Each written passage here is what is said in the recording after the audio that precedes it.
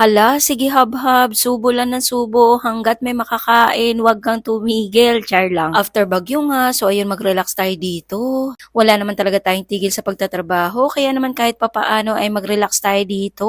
Narito nga po pala ako sa Malens Restaurant. Morning! Matatagpuan na po pala ito dito sa Noveleta. Pagkapasok mo, ayun nga yung bubungad sa'yo, maraming pampasalubong, mga kakanin ba? Uy, may mga tusino din ba sila dito ba? Pero yung mga special. At ayan nga, nakita ko, ang mamahal naman ng presyo, kaya naman hindi rin ako nakabili. Char! Ang dami na lang mga pasalubong dito guys, mga, ano ba tawag dito? Mga chips, mga whatever, di ko alam. Basta ice cream lang yung alam ko talaga. So, eto na yung menu nila.